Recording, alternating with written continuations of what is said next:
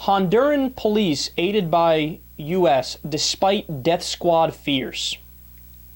Now, that's the title of the article, and that caught my eye, and then I read about it. And the article wasn't satisfying, so I had to do some more research on my own, and I'll get to that in a second.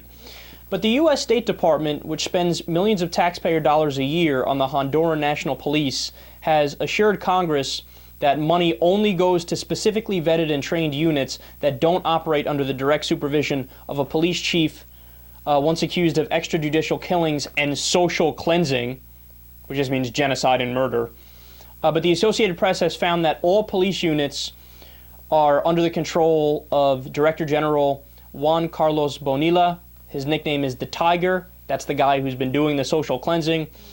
And in 2002, he was accused of 3 extrajudicial killings and links to 11 more deaths and disappearances. He was tried on 1 killing and acquitted. The rest of the cases were never fully investigated. So I was reading this and I was thinking, well, first of all, why do we give money to Honduras? That seemed like super random to me. It seemed to make no sense. And the article didn't specify it. But it did specify we were giving money to this guy who was doing social cleansing and was the head of the police over there. So I tried to find out why the U.S. gives money to Honduras, but the only answer I found was for, quote, development assistance, which I just simply don't believe, right?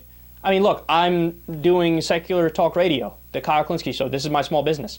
I could use some development assistance. Are they going to give it to me? No, of course not, because they don't have a vested interest in me doing well. So why would they have a vested interest in Honduras? It seems random as hell, right? Well, then when you read the history of Honduras, it becomes clear. So friction with America started back in 2007 and 2008 when now ousted President Manuel Zelaya followed Hugo Chavez's alternatives to free trade agreements and started to take more progressive positions.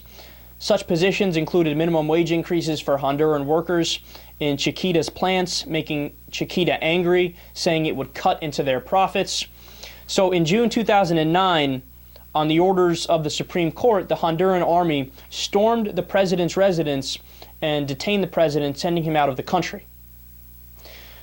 Then in November 2009, a president who was very pro that coup, which overthrew the popular president who is doing the progressive reforms, was elected. The guy's name is Pepe Lobo. He was elected with 55% of the vote, even though there was an outcry that the election was rigged and stolen. So come to find out, when you dug a little deeper, Pepe Lobo received a tremendous amount of money from the U.S. and is incredibly kind to our corporate interests and essentially lets Chiquita run wild and do whatever they want. And he's in favor of right-wing policies that basically only exist to favor American corporations which have set up shop in that area. So do you get this? I want to explain. It might not sound as disastrous the way I laid it out here, but let me put it in a nutshell for you.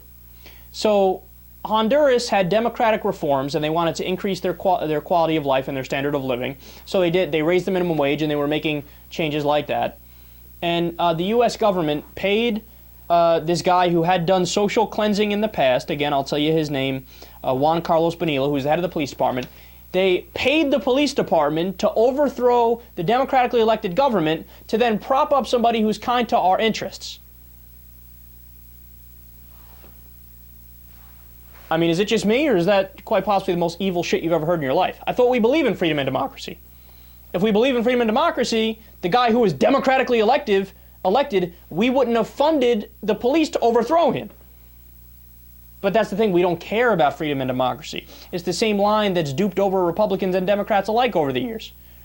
All this shit we do overseas, whether it be foreign aid like to Honduras or invading Afghanistan or Iraq, if you actually think it's because we're so benevolent and we're so altruistic and we just want to spread our goodness and help out people out of the kindness of our hearts, I got a bridge to sell you. Because in reality, it's about our corporate interests. And in reality, it's about getting ours, even if that means supporting people who did social cleansing and genocide.